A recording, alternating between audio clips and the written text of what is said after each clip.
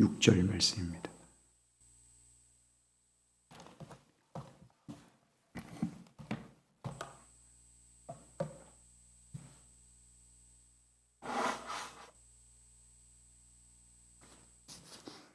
출애굽기 22장 6절 말씀 우리 같이 한 목소리로 봉독하겠습니다.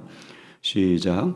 불이 나서 가시나무에 댕겨 낫갈이나 거두지 못한 곡식이나 밭을 태우면 노를 놓은 자가 반드시 배상할지니라. 아멘. 6절 말씀은 자기 밭에 불을 놓았다가 관리하지 못함으로 이웃의 낫갈이나 거두지 못한 곡식이나 밭을 태웠을 때 불을 놓은 자로 하여금 반드시 배상하게 하는 법에 대한 말씀입니다.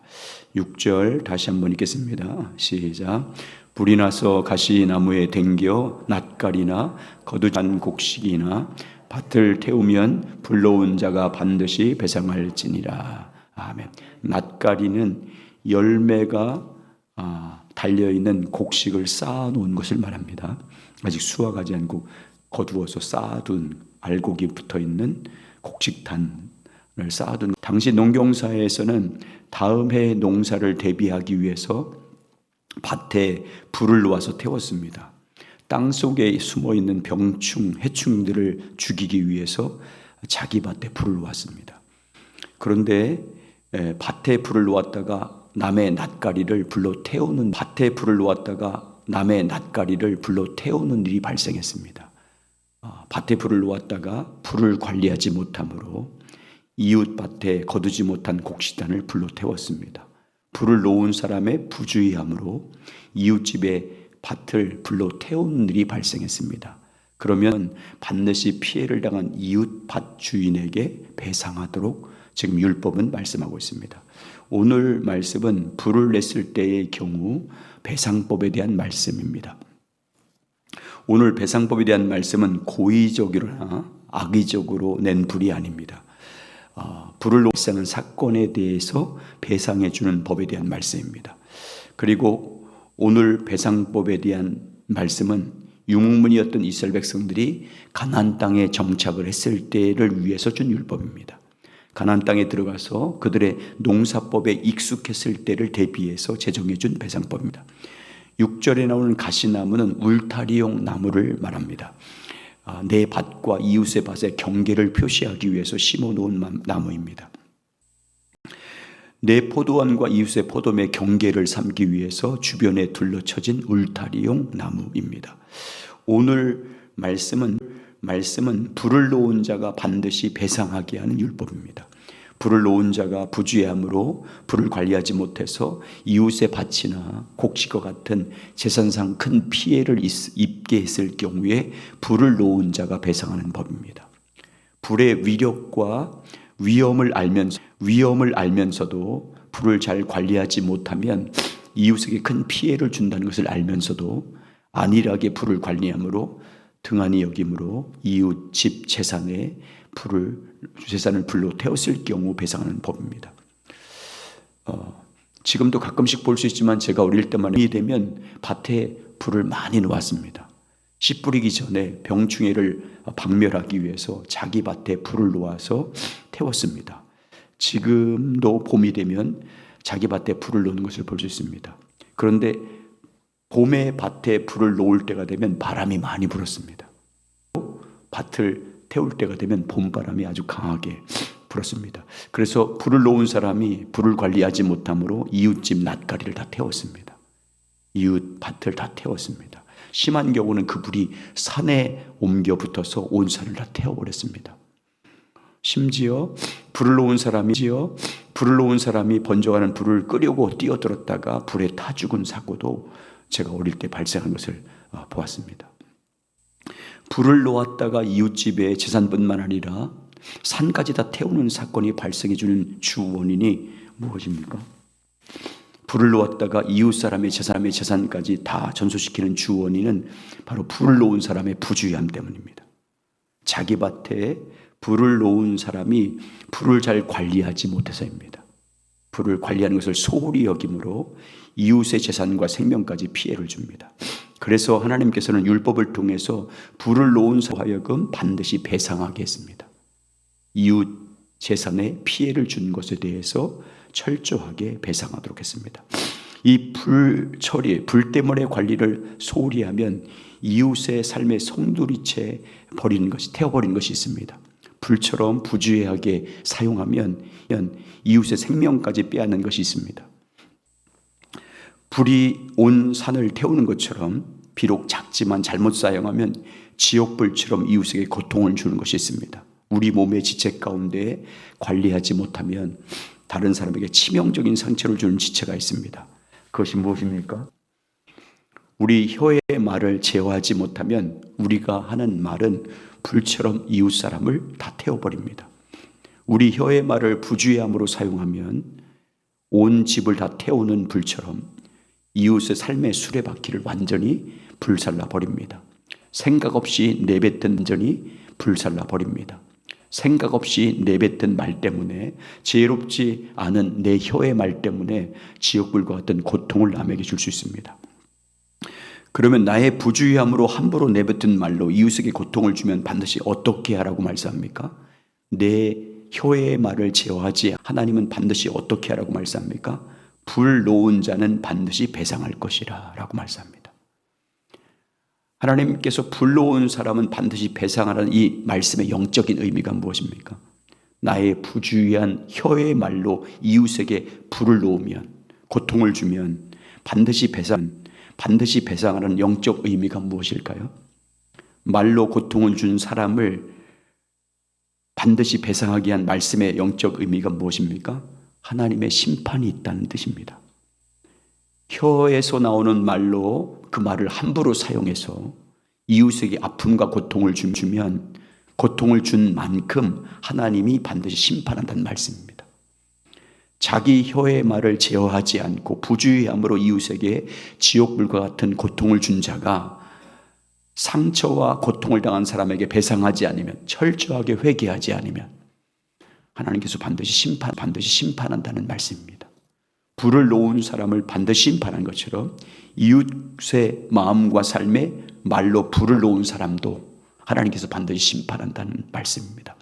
그래서 성경을 잘 보시면 우리 혀의 말을 어떻게 하라고 말씀합니까? 말이 나오는 입을 어떻게 하라고 성경은 우리에게 말씀해 주고 있습니까? 말의 입에 재갈을 물리는 것처럼 너의 입술의 말에도 재갈을 물려서 온몸을 제어하라고 말씀합니다.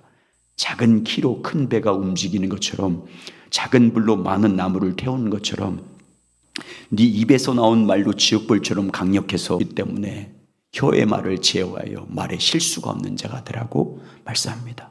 자, 찾아보겠습니다. 야고보서 3장입니다. 야고보서 3장 다시 찾아보겠습니다.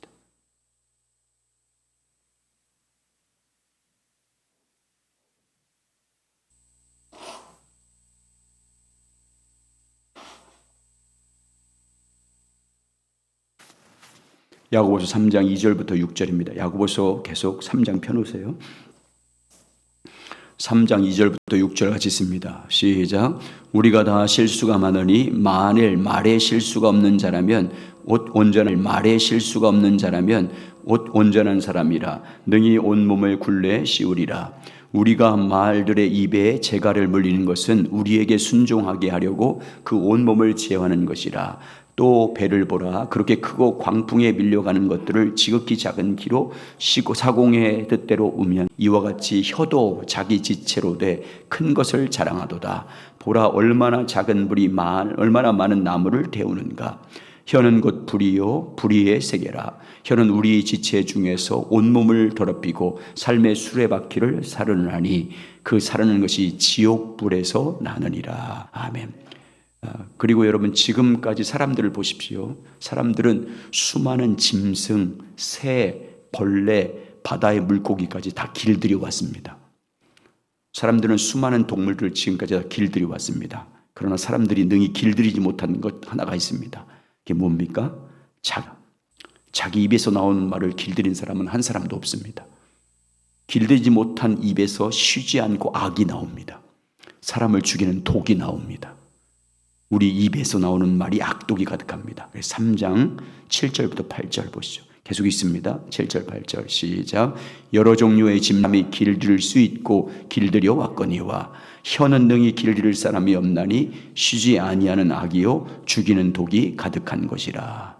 그래서 우리 성도들의 입을 보십시오. 하나님의 백성은 우리들은 우리 입으로 하나님을 찬양합니다.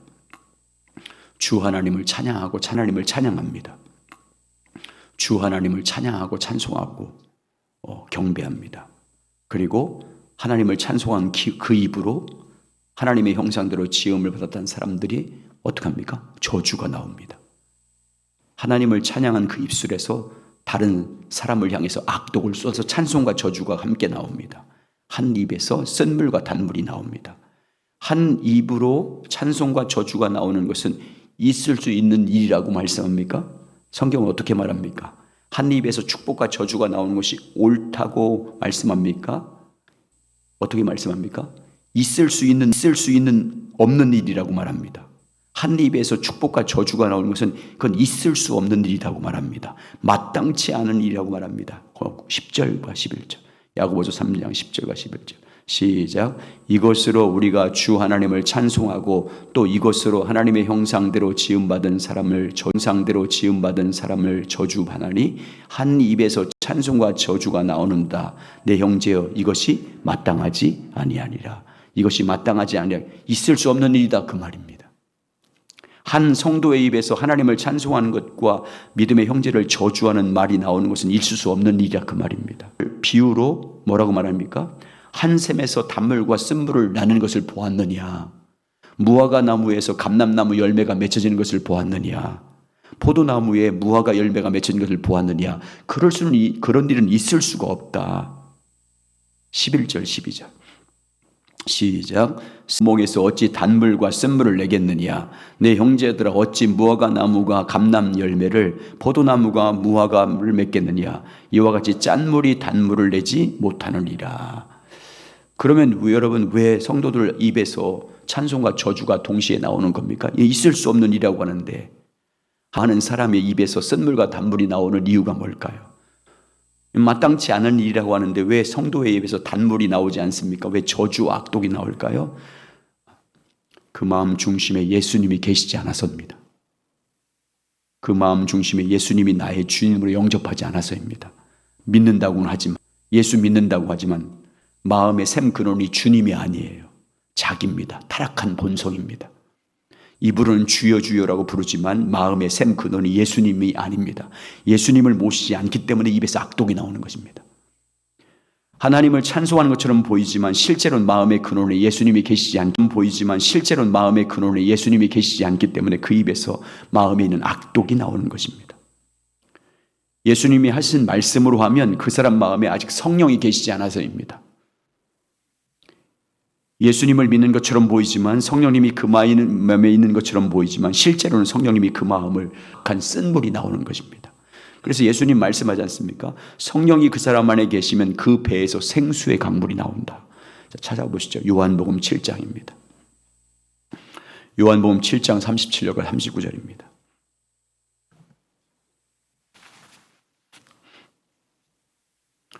요한복음 7장 37절부터 39절까지 같이 읽습니다. 시작. 명절 끝날 곧 큰 날에 예수께서 서서 외쳐 이르시되 누구든지 목마르거든 내게로 와서 마시라. 나를 믿는 자는 성경의 이름과 같이 그 배에서 생수의 강물이 흘러나오리라 하시니 이는 그를 믿는 자들이 받을 성령을 가르쳐 말씀한 것이라. 예수께서 아직 영광을 받지 아니하셨으므로 성령이 아직 그들에게 계시지 아니하시더라. 그래서 여러분, 제 아들이 성령 받고 나서 보십시오. 성령이 그들 마음 가운데 임하자 그들이 어떤 말을 합니까? 성령이 말하기 시작했다. 자, 사도행전 2장 1절과 4절입니다. 사도행전 2장 1절에서 4절.